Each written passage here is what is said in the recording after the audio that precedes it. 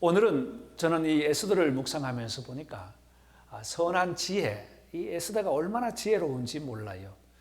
그 하나하나 하는 일이 지혜롭게 진행되는 것을 보면서 선한 지혜와 악한 지혜라는 두 파트로 나누어서 오늘은 선한 지혜에 대한 말씀을 나누고 토요일 새벽에는 악한 지혜에 대한 결말이 어떠했는지 함께 살펴보고자 합니다.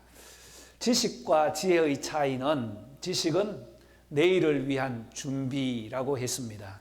그러나 지혜는 어제에 대한 결과고 문제 해결의 능력이라는 말씀을 드렸죠. 지혜는 선한 지혜가 있고 악한 지혜가 있습니다. 에스더를 보면서는 선한 지혜를 발견할 수 있는데요. 이 왕후 에스더가 얼마나 지혜로운지 하나하나 보면 하나님의 은혜가 아니면 그런 지혜를 이렇게 나타낼 수 없을 만큼 지혜로웠다는 것을 볼 수 있습니다. 먼저는 선한 지혜는 은밀한 기도로 하나님께서 주시는 지혜입니다. 포로로 잡혀온 유대인 중에 모르드게가 문을 지키는 관원이 되었고 또 부모는 일찍 돌아가셨는 것 같은데요. 모르드게의 손에서 곱게 자란 아름다운 처녀로 양육된 에스더가 왕으로 등극되었습니다. 3장 1절 말씀 보면 이제 아하수에로 왕이 내각 개편을 하면서 아각 사람 하만에게 신하 위에 신하, 즉 총리의 자리를 앉게 했습니다. 아각 사람이 누구인가? 아각 사람을 거슬러 올라가 보면 아말렉 사람들입니다. 모세가 출애굽해서 가장 첫 번째로 싸웠던 아말렉과의 전투 있지 않습니까? 출애굽기 17장에 보면 이제 아말렉 사람들을 만나게 되는데 여호수아는 나가서 열심히 싸우고 모세는 산 위에서 손을 듭니다. 손을 들어서 기도했다고 하죠. 모세가 손을 들면 여호수아는 승리하고 진격하게 되고 손을 내리면 후퇴하게 되는 그 내용이 나와요. 그래서 아론과 훌이 옆에서 모세의 손을 번쩍 들어주면서 계속적으로 승리했던 그 전쟁에 함께 싸웠던 사람들이 아말렉 사람입니다. 사무엘상 15장 8절에는 사울 왕이 아말렉 왕 아각을 살려주었다가 하나님의 진노를 받은 적이 있습니다. 이 아각 사람이라는 말은 불타는 난폭한 사람들이라는 의미입니다. 태생적으로 민족성으로 보았을 때에 난폭한 사람이었어요. 그런데 바벨론과 페르시아 정책은 전쟁에서 승리하면 사람들을 잡아와서 훈련을 시켜서 다시 자기 나라로 보내는 그런 정책을 썼다고 했지요. 그때 잡혀온 사람들, 바벨론에 잡혀온 사람들, 다니엘을 비롯해서 모르드게 다 잡혀왔습니다. 이스라엘 사람들만 잡혀온 것이 아니고 아말렉 사람들도 아마 잡혀와서 수상궁에 있었던 것 같아요. 아마 아하수에로 왕이 볼 때 하만이 리더십을 보았는지 포악함을 보면서 이렇게 힘으로 누르라고 했는지 몰라도 신하 위에 신하 총리를 세워주었습니다. 그런데 하만이 얼마나 교만했던지 그 교만이 하늘을 치솟고요. 모든 신하들에게 무릎을 꿇어서 자기가 나갈 때 절을 하도록 합니다.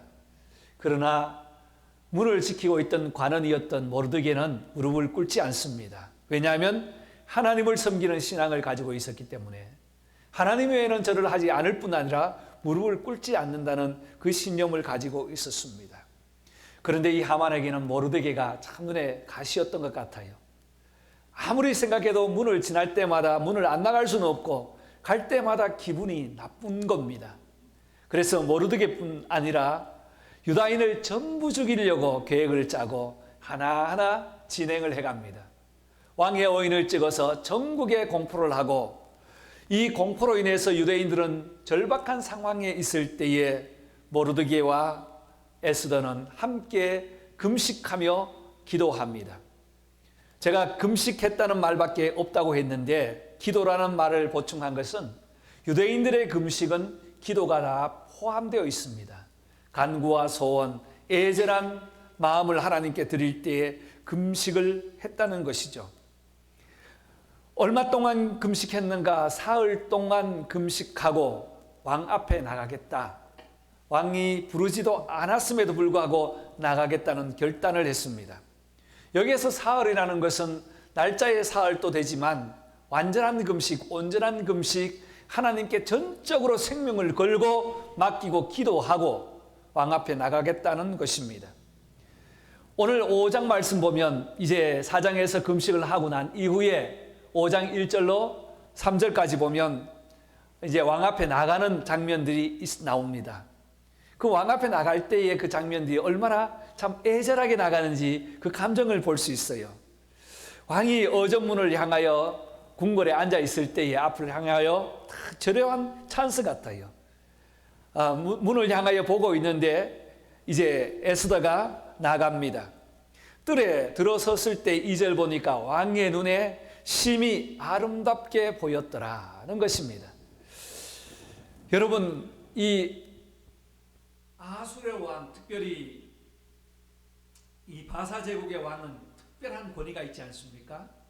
특별한 권위가 있어서 왕이 부르지 않을 때 나가면 왕의 명령을 어긴 것으로 큰 책망을 받고 심지어는 사형에 처하는 일을 당할 수도 있습니다.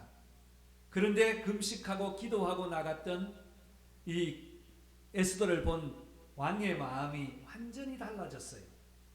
2절 보니까 어떻게 왔느냐 이렇게 말하지 않고요, 심히 아름다움을 보고 금홀대로 그녀를 초청하는 내용이 나옵니다. 여러분, 에스더가 왕 앞에 나갈 때에 떳떳하게 왕이 불러서 다른 신하들이나 다른 시녀들이 볼 때 떳떳하게 흔들면서 나갔겠습니까? 아닙니다. 상황이 어떻게 진행될지 모르는 긴장을 가지고 조심스럽게 한 발자국 한 발자국 들어서서 문을 들어갈 때에 그 마음이 어떠했겠냐는 것입니다. 저는 이 말씀을 읽으면서 에스더의 마음을 한번 생각해 보았어요. 앞에 나가서 서성대지 않았을까, 들어갈까 말까 생각을 하면서 살며시 한 걸음 한 걸음 사뿐히 걸을 때에 그 걸음이 정말 생명을 다하고 하나님 앞에 나가는 그 마음으로 왕에게 나갔지 않을까 생각됩니다. 그리고 왕 앞에 섰을 때에 왕이 그를 부를 때에 얼마나 기뻤을까라는 것입니다.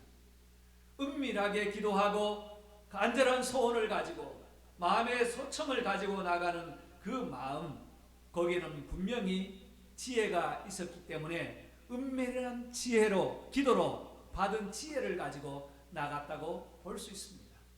이것이 바로 하늘의 지혜가 아닐까요? 지혜는 땅의 지혜가 있고 하늘의 지혜가 있습니다. 땅의 지혜를 가지고 사는 사람은 계략을 꾸미고 사람을 파멸로 인도하지만 하늘의 지혜로부터 사는 사람들은 성결과 화평과 관용과 선한 열매가 가득하다고 야고보서 3장 17절에 말씀하고 있습니다. 여러분, 어떠한 문제가 올 때에 하나님이 주시는 그 지혜로 문제를 풀어갈 때는 하나님께서 하늘의 지혜를 우리에게 허락해 주신다는 것입니다.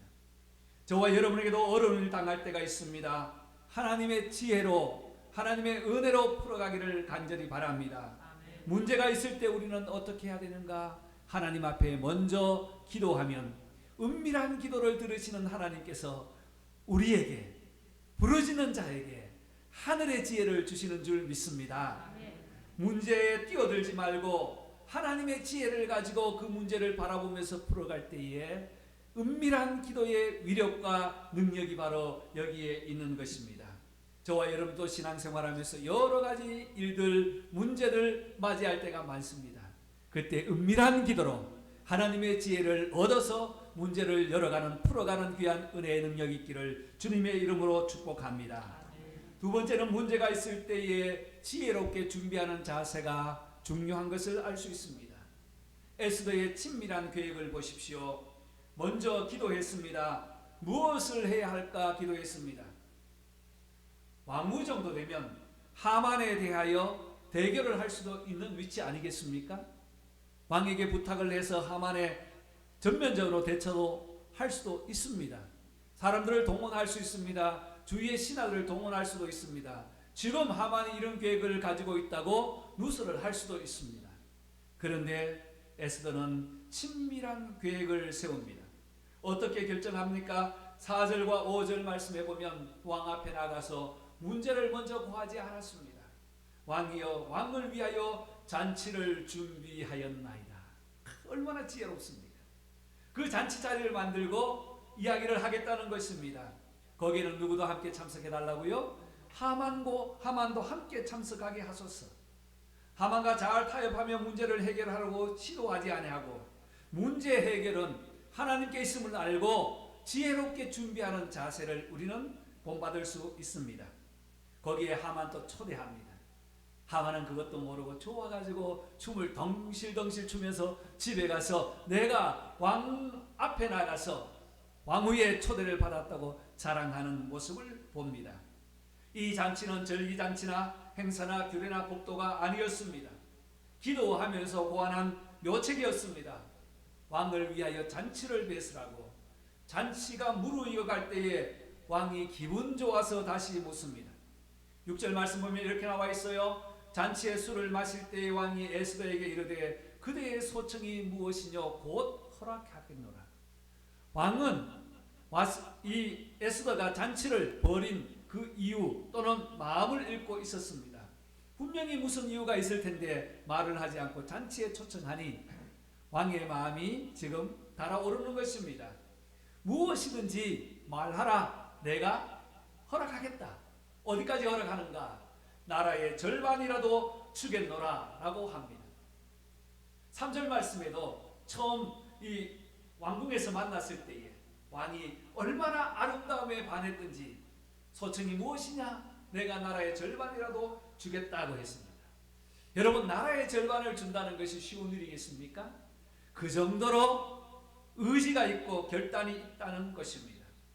나라의 절반을 준다는 이야기를 몇 번 한 적이 있었습니다. 아합 왕이 그랬습니다.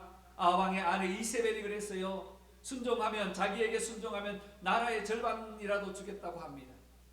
마가복음 6장에 보면 헤롯 대왕의 둘째 아들 분봉왕 헤롯이 이복 동생 빌립의 아내를 좋아하게 되었습니다.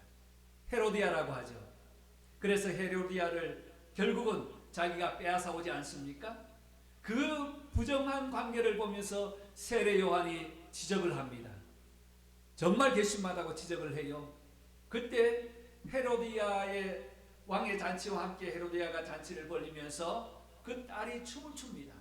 그 춤을 출 때 헤롯 왕이 뭐라고 합니까? 너 소원이 무엇이냐? 나라의 절반이라도 주겠다. 소원이 무엇이든지 꼭 들어주겠다는 의지와 결단입니다. 그때 그 딸은 헤로디아와 함께 무엇을 달라고 요구합니까? 세례 요한의 목을 주소서. 결국은 세례 요한은 순교를 당하고 말았습니다. 여러분, 여기에서도 왕이 오늘 나라의 절반이라도 주겠다는 것은 어떠한 소청이라도 말하면 들어주겠다는 것입니다. 여러분, 왕이 이처럼 결단할 수 있는 것이 무엇이었을까요? 에스더의 지혜롭게 준비하는 자세가 아니었나 생각됩니다. 우리 인생에도 지혜가 필요합니다. 잠언서 13장 15절에 선한 지혜는 은혜를 베푼다고 했습니다. 잠언 16장 16절에는 지혜를 얻는 것이 금을 얻는 것보다 낫다고 했습니다. 이렇게 지혜가 중요하고 지혜가 우리에게 꼭 필요하기 때문에 어떤 일을 할 때에 지혜롭게 준비하는 그 자세가 우리가 정말 필요하다는 것을 다시 한번 깨닫게 됩니다. 잠언서를 읽어보면 지혜의 말씀들이 꽉 차 있습니다. 지혜가 얼마나 좋은지, 지혜가 얼마나 보배롭고 지혜가 얼마나 하나님의 선물인지를 우리에게 가르쳐주는 말씀이 바로 잠언서 아니겠습니까? 사도행전 7장 10절에는 모세는 애굽 왕 바로 앞에서 지혜로웠다고 했습니다. 7장 22절에서는 모세는 애굽의 모든 지혜를 배워서 지혜롭게 이스라엘 백성들을 이끌어내었다, 이렇게 결론을 맺고 있습니다. 그렇습니다. 우리에게 지혜는 하나님의 선물이고 하나님의 은사입니다. 고린도전서 12장 8절에 성령의 은사에도 지혜의 은사가 있다는 거예요. 지혜의 은사를 받을 때에 하나님께서 주시는 하늘 위로부터 오는 은사를 우리가 누릴 때에 어떤 일이든지 정말 지혜롭게 준비하는 자세, 이것이 바로 우리 성도의 자세가 아닐까요? 주님 오시는 그날까지 이 땅에 우리가 발을 딛고 사는 그 생의 모두는 지혜가 없으면 살 수 없는 존재임을 다시 한번 고백합니다. 하나님, 우리에게 일어나는 모든 일들, 우리가 살아가는 삶의 과정들, 우리에게 주어지는 환경들 모두가 하나님의 지혜로서 우리의 삶 속에 지혜롭게 살아가는 준비의 자세를 갖는 저와 여러분 되시기를 바랍니다. 세 번째 S를 통해서 지혜의 그 지혜는 바로 기다림, 인내로 문제를 풀어가는 지혜가 있다는 것입니다. 7절과 8절 말씀입니다. 다시 한번 왕이 묻습니다. 너의 소청이 무엇이냐? 하고 물었습니다. 그때 7절에서 나의 소청, 나의 요구가 이러합니다 라고 고백을 해요. 그때 고백하면서 뭐라고 합니까? 8절 말씀, 내가 만일 왕의 목전에서 은혜를 입었다면, 왕이 내 소원을 들어주시기를 허락하신다면 마지막에 내일 다시 잔치를 베풀 때인데 내일 또 오소서.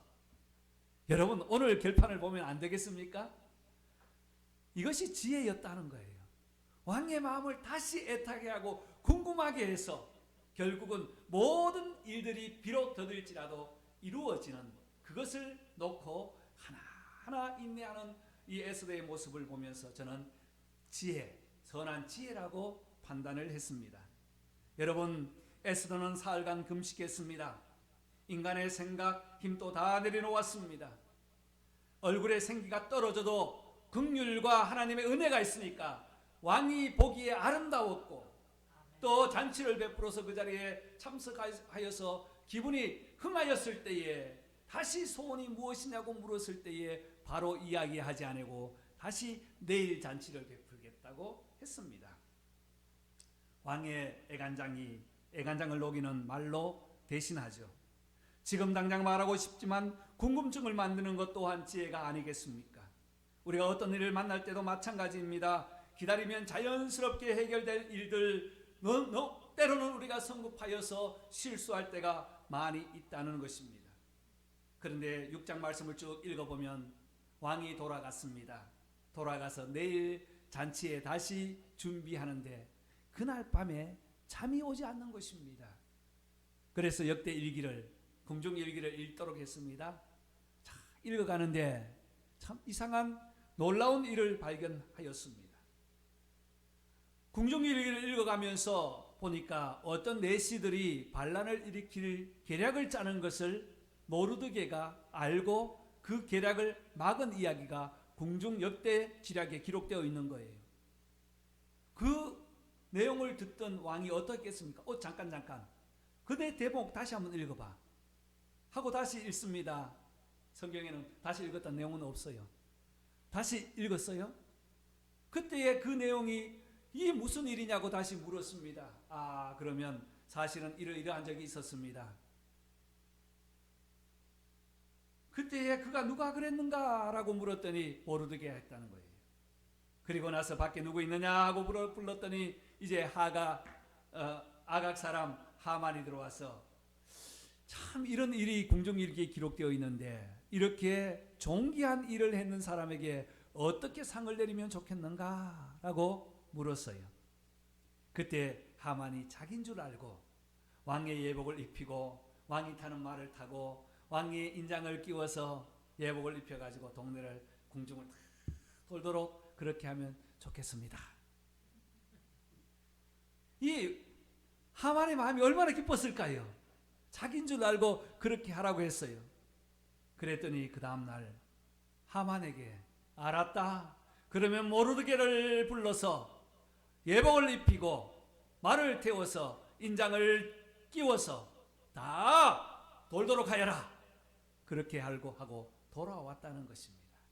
여러분, 만약 에스더가 그날 첫 번째 잔치에서 말을 했다면 이런 일들이 없었을 거예요.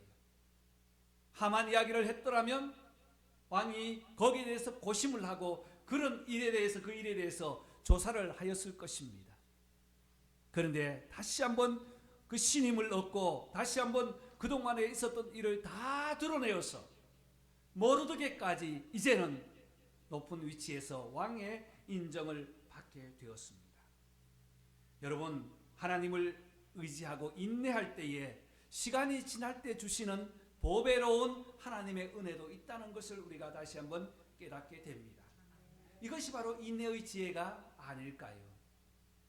여러분, 하나님의 선한 지혜는 하늘로부터 시작되어서 간절한 기도로 출발하여더니 선한 지혜가 하나님의 마음을 갖게 하고 또한 하나님의 마음을 갖게 하여 차근차근 준비하게 하더니 인내로서 모든 문제를 해결할 수 있는 지혜를 갖게 되었다는 것입니다. 여러분, 그 이후의 사건들은 잘 알고 있지 않습니까? 이제 하만이 모르게를 달려고 했던 50규빗의 높은 15층 이상 되는 높은 아파트의 그 높이의 장대에 결국은 모르게 대신에 하만이 달리게 되고 하만의 열아들이 다 죽임을 당하게 되고 이제는 절기가 변하여 기쁨이 되는 부림절이 시작되게 되었던 것입니다. 여러분, 이것이 바로 하나님께서 주신 선한 지혜로 풀어간 에스더의 하나님의 지혜가 아니겠습니까? 오늘 이 말씀을 보면서 우리는 세 가지를 살펴보았습니다. 하나님의 선한 지혜는 하나님으로부터 시작됩니다. 그래서 우리는 이 땅을 살아가면서 하나님께 기도함으로 하나님의 선한 지혜를 받아가자는 거예요. 두 번째는 하나님의 마음으로 준비할 때 차근차근 준비하는 그 자체가 하나님의 선한 지혜라는 것입니다. 교회 사역을 할 때도 여러 가지 사역 있습니다. 그래서 제 마음속에는 서두르지 말고 그리고 안주하지 말자 하는 마음을 늘 갖고 있습니다. 서둘러서 되는 것도 있지만 서둘러서 안 되는 것도 많이 있습니다. 그러나 안주해서는 절대 안 된다 한 마음을 가지고 있습니다.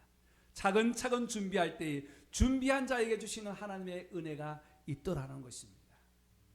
또한 문제를 풀어가는 열쇠는 바로 하나님의 지혜인데 이것이 바로 인내가 필요합니다.